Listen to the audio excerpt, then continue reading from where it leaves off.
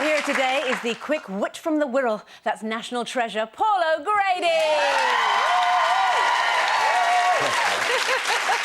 So, Paul, have you got used to that national treasure tag yet? No, because you've got to be about 3,000 to be a national treasure. I'm too young, national treasure. As my mother would say, you should be buried. Right, if you've got a question for Paul or you just want to put your tuppence worth into today's pitch. And now, for the first time in his new book, Still Standing, he brings us the no-holds-barred true story of Lily and that rocky road to stardom. Please welcome Paul O'Grady. It's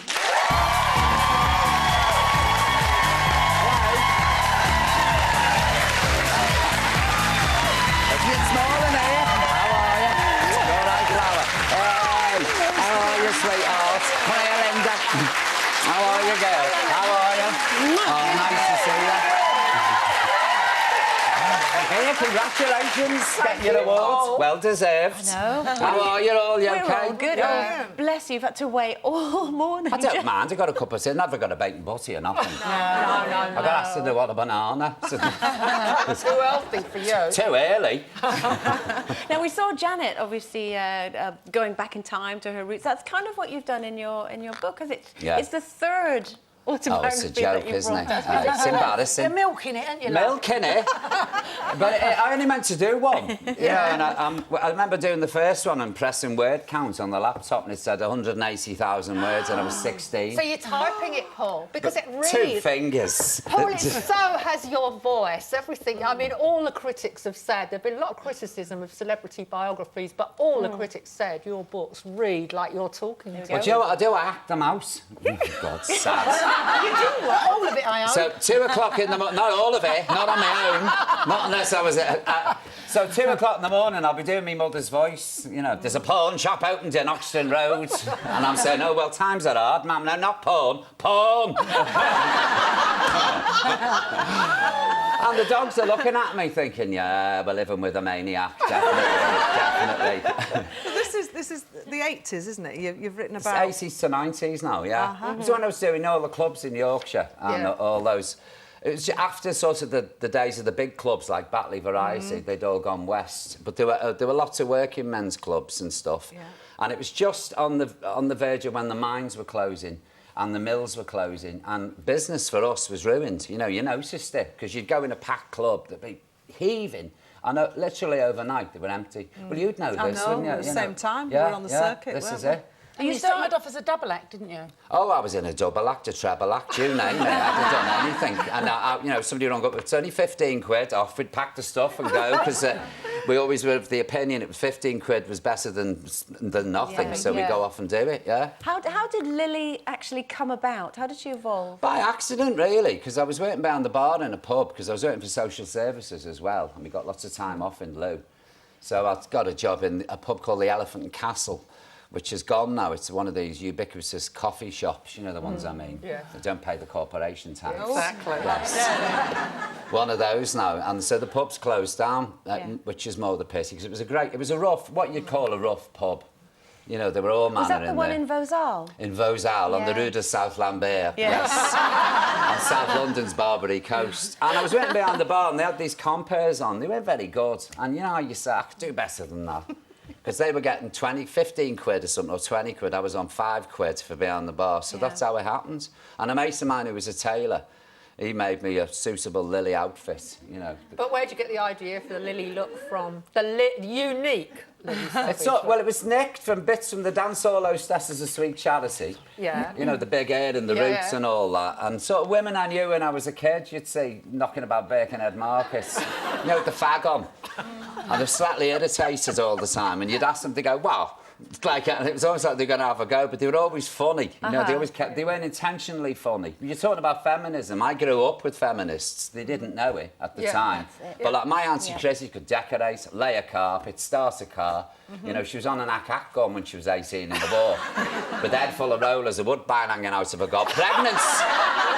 Now, if you don't call that feminism, I don't know what is. Exactly, you know what I mean? And that's my point. Yeah, they were tough ladies, but if you'd have said to me you were feminists, they'd have said, we don't know what you're talking about. They just went about the daily business. But as Lily Savage got so successful in the clubs, nobody really knew who Paul O'Grady No, was, no. because that's how we met, wasn't it? That's right. I went to a swanky dinner, and next to me was a card that said Paul O'Grady, and I went to the person who'd organised, I went, who is this Paul O'Grady? And then he came and sat down, a very, very good-looking man, and I leant over and I went, so what do you actually do, Mr O'Grady? And you said, I'm Lily Savage! Did you enjoy that? Because obviously that you could be as outrageous as you like and still be anonymous. You I can't could get do away that with anymore. murder, you see. I could go out there and say all sorts, and then the next day I could go in the shop, and as long as I kept me, I'd say, you know, can I have a paper, please, and a pint of milk? And they go, pardon? Can I have a paper, please, and a pint? Can I have a paper and a pint of milk? And everybody'd go, oh, this was Lily Savage. Yeah. So if I kept my gob shut, I was fine, but I could go about my daily business. What about leather? Did she wear leather, Lily? Oh, Lily was head to toe in leather. I've got a pair of leather chaps. Oh, no. Oh, no. You don't still wear them. You're joking, aren't you? I look like a skid mark on a towel. You've never seen anything like them. Janet, these leather chaps, I know the bum's hanging out in them. And the laces up the sides. What was going through your Well, mind? I had a leather waistcoat to go with them and a leather jacket. I used to squeak when I walked. And we used to go, there was a deal on the back of the soap powder where you could go over to Amsterdam, you know, if you collected enough soap. Well, I had a mate who worked in a shop, so we used to get all these soap powder boxes, and we get the vouchers, and we go off to Amsterdam, head to toe in leather, down the road. Now, Lily... It used to take about half an hour to get undressed when you come home, hammered. Paul, people don't know that you and I have swapped clothes from time to time. I've got your wedding dress. Yeah, he's got one of my wedding dresses, a pink fur one, and I wore one of Lily's outfits. That's right. To George Michael's birthday. That's a Lily cowgirl. Oh, God, it is as well. That's the old cowgirl outfit, yeah? You look like Jessie from Toy Story. Yes, that's early on in the evening. She'll see me later. Didn't I go missing for 2 days or something after Exactly, it? Paul. We'll draw a veil over that. We will. We're going to draw a veil for just a moment because we're going to go for a wee break. It's time for a break. I'll breathe. I'll say, I forget I'm on the telly here. I'm yakking away. I know. Now, we had all the audience going, ah, during the break because we're talking about that lovely dog show that you did. I for the loved love it. of dogs. I love it. You do, don't you? You can see it. You genuinely What you're do. watching there is me going in, playing. I mean, it wasn't work. You know, I was booked to do 6 days. I did 6 months. They couldn't get rid of me. They couldn't get rid of me. And it was a lovely team I was working with. And all the staff and volunteers at Battersea Dogs and Cats Home are just great. Oh, we've got a little clip of you in action. Let's take a look. I'm just trying to show this one to somebody. I'll be back in a minute.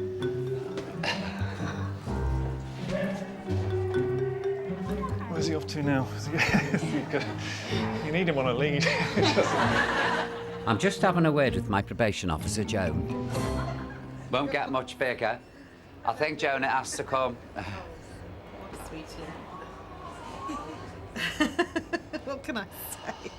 I'm an ambassador now, you see, so I can't just walk out empty-handed. It wouldn't look good, would it? I've got a horrible feeling we've got to the last day of recording and we're adopting. Yeah, I'll have shortbread, yeah. Meet the new member of the O'Grady family, shortbread. Yeah.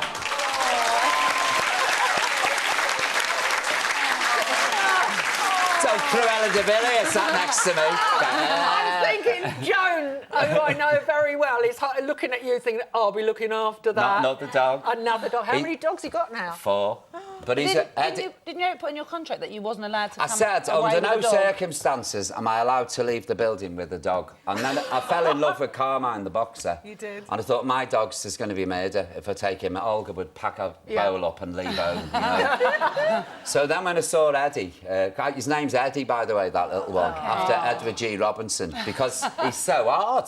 He's this big, and he's as hard. You'd love him. He's as hard as nails. He's like, but he's also really loving, and he gets on extremely well with the other dogs, and they love him. And he's about that big now, and he's just a cracker. What, have you all got little baskets together now? Are But they they'll all- keep it. Well, the big one will sleep in Eddie's basket, which is that big, and Bullseye's that big. And Eddie will commandeer his basket, which is the size of this table. So and then they all get in the bed. Oh. Yeah, so... Are they all good mates now, then? They are, but Yeah. Eddie's got a sooty puppet, complete with magic wands, that he has That's very clever for a fun dog. with. How does no, he do no, that? he doesn't do Make that. friends with. I wish he did do that. So I'll be lying in bed, and Eddie's on the pillow behind me with sooty, and I'm like this.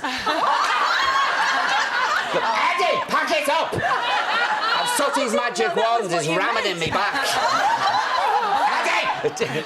And they drag Sooty down the bed then, and Olga's going, ugh, in disgust. I went for Buster, the original dog that Paul had. Once I said to Paul, let's go for a walk. And so we walked from your house to Hive, That's didn't right, we? yeah. And Buster was in the rucksack. The only time I've ever been for a walk with a dog in the rucksack with its own dog bowl and its own bottle of mineral water. Well, he might have got thirsty, God love him. How many other animals do you have? Because you're on a farm, aren't you? I've got 8 pigs. Me sow gave birth to, she had 8 piglets, but the little one died, the runt Evangeline, she died. So, no, actually, I'm lying. I've got 6 pigs. I've got 2 adults and 4 piglets. Yeah. I've got about 9 sheep, 4 owls. I've got barn owls. I've got 2 goats, about a dozen chickens and 4 dogs. And Joan, who was in the programme, And she looks Joan, after all of she's, these no, animals. she's on a collar and leash by the No, she doesn't. You look after them all. When I'm there, yeah, I've got somebody who helps Yeah, me. yeah, you know, you need to, yeah, yeah. you need to, with that, especially in the winter. You know, 'cause Well, also as well it's when you're tough. going out to work, because you're going, going back to panto again. I can't believe you're going back to You panto. can't believe. Lily's Why going is back. it you every year you say I'm never doing panto again, and now you're doing it again? Because you do, you come out of panto half dead, you say, never again, never again. Yeah. And after about a week, you think, I miss everyone. I miss the fun. But I you're miss doing the it crap. as Lily this time. Yeah, down at the O2, and they're building a performance area, so it's not in those hideous big arenas. I hate them, because okay, panto, you need, it's got to be intimate. Yeah. So, yeah, they're building a nice performance area. It's Aladdin, and John Lee's Aladdin, right. and he's fabulous, and I'm his mother, the widow Twanky. No, didn't you She's a bit of a hard knock, Janet, my widow Twanky. She's seen life. Didn't you say that Lily was going to retire? But, yeah, but then I get in a cab and a taxi driver and say, when are you bringing Lily back? No, we all miss Lily. And I have days like this where that's all I get. Where's Lily? Where's Lily? And I go home and I say, I'm sick of her. It's me with the wig on, but I'm sick of her. Which is it a bit like, you know, Psycho's mum? Is she up in a rocking chair somewhere? Just the wig and the dress all laid out? Just... She's living with a sailor in Southampton as we speak. Yes. She's probably peeling spuds now watching I thought this. she went to a convent in France. No, she left that. Yeah, she saw the light. She took the veil for a few years, and then it was a Carmelite order, you see. Where she couldn't speak. Paul, I'm very sorry you don't have a chat show anymore. Please, please. Well, do you know what? I'll tell you something, Janice. Tea time one. Can we have a laugh on that, eh? Well, we've all been on that, haven't we? We've been on a tea time one and humiliated ourselves. Well, haven't we? I mean, I'm, you know, sitting there dressed as a crab. Hello, boys and girls. Would you like to have another one? I said, what happened is after I did the evening chat show, I just got a bit bored. That's the truth of the matter. And I thought, everyone was having these, they were coming in telling me what fantastic lives they were having. Oh, I've just come back from Prague on a film. And go, and I thought, no, but now, yeah, I'd like to do the tea time show again. And I said I'd do like 3 short runs of it, you know? So maybe 3, 6 weeks. So we'll all be honest, Jack. Oh, yeah, definitely. But it was such fun. Well, you know, it was such fun to do. And I loved working with the kids and the punters and the animals and all that. Well, and then all the people I met. We will start a petition, and in case you didn't get the titles, Paul O'Grady, still savage. The savage years. It's Full of bondage, everyone. honestly. That's the fashion now, isn't it? Bondage. Yeah, no, I wouldn't mind doing it again. All right, that's it for today. We'll see you tomorrow at 12:30. Bye-bye. Bye.